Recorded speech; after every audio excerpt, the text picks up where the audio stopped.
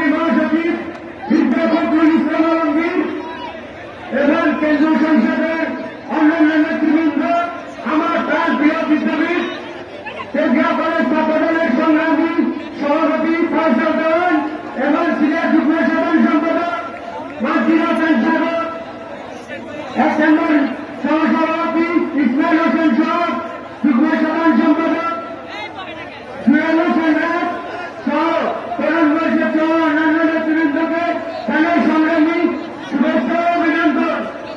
প্রিয় নেতৃবৃন্দ, আমরা রাজপথ থেকে বেড়ে উঠেছি।